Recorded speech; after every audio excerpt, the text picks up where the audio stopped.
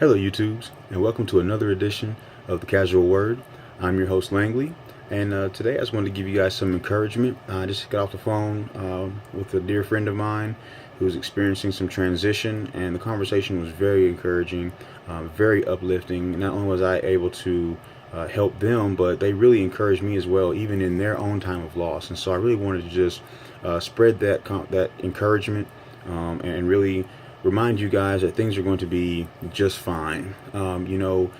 Change is always uncomfortable. Transition is always uncomfortable.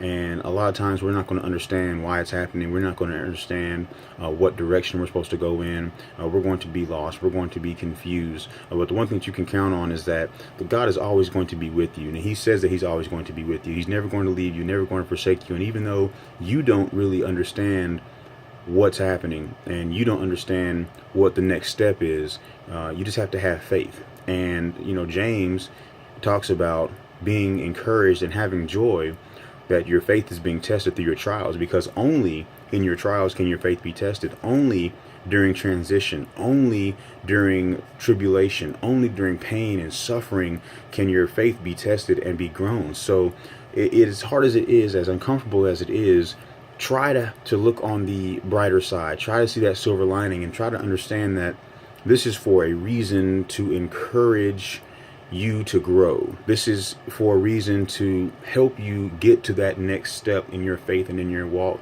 And sometimes this is to force you to do what you know in your heart you've been called to do by God, and what you know in your heart that you have a burden for, that entrepreneur, that job opportunity, that changing careers, that step out on faith to do something for yourself or for your family. Those things don't happen when we're comfortable. Those things don't happen when we are complacent in the place that we are, whether it's in a job or in a particular position, in a particular level of affluence, or in a particular economic status. So until those things change, for a lot of us, we're not going to take those steps voluntarily. So we have to be forced into a position to have to take those steps and to have to walk out on faith, and to have to build that foundation. I know a lot of us already have that, and the indwelling of the Holy Spirit, and with your study and your prayer and habits that you've already formed, you've got a great foundation. But even with a great foundation, you have to continue to build. You have to continue to improve. You have to continue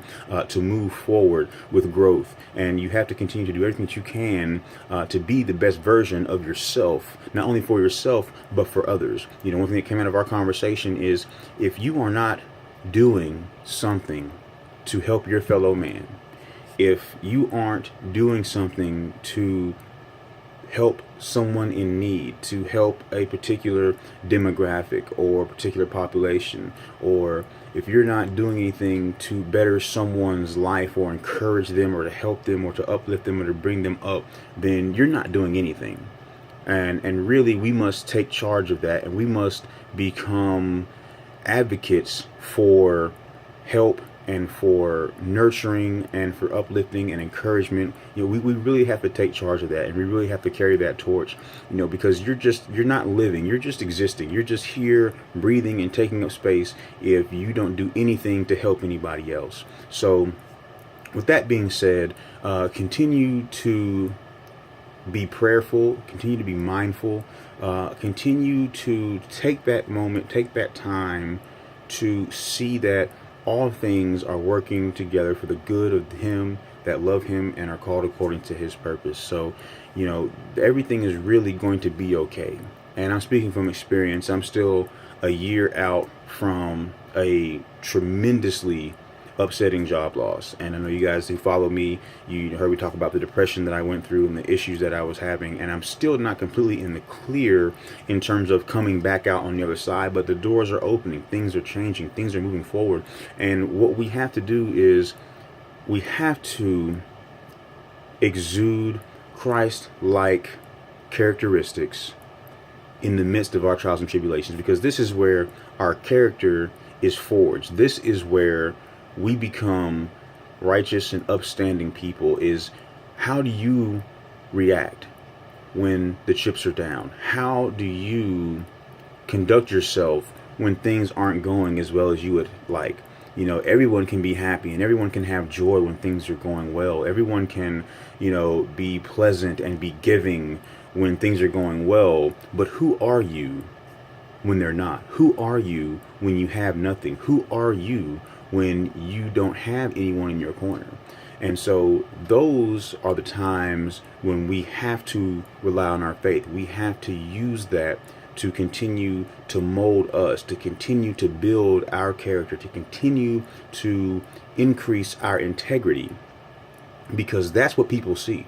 People don't see who you are when everything's going great, but they take notice of who you are when everything is upside down and there's chaos in your life.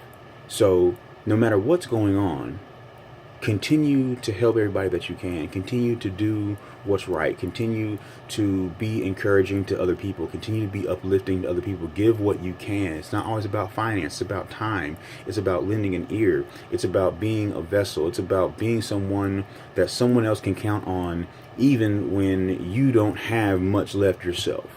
And those are the times, those are the things you're going to be rewarded for. We're not going to be rewarded for working, the 20 some hours or the 15-hour days or the 7-8 days a week. Monetarily, sure, you're going to make money from that.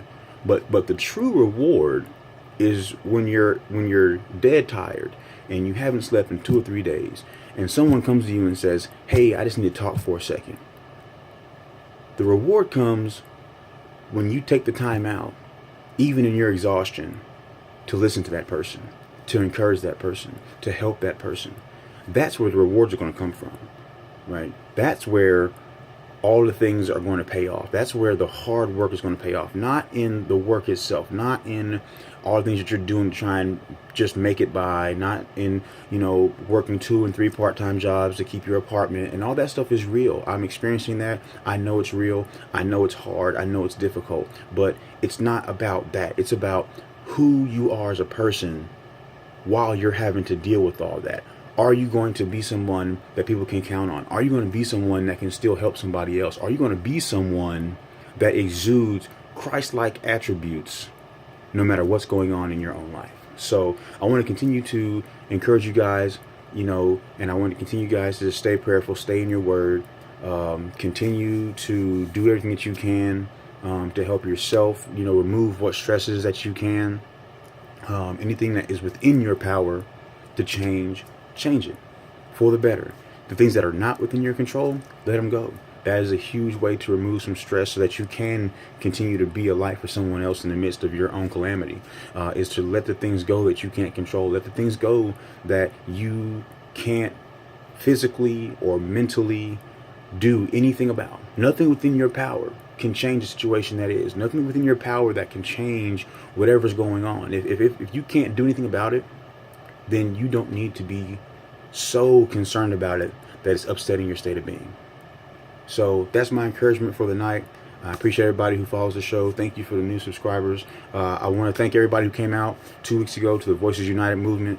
Be on the lookout for more of those gatherings, more things coming down the pike for that. And let's continue to be a beacon. Let's continue to be a light. And let's continue to help everybody that we can. So this is The Casual Word. I'm your host, Langley. Till next time, stay blessed.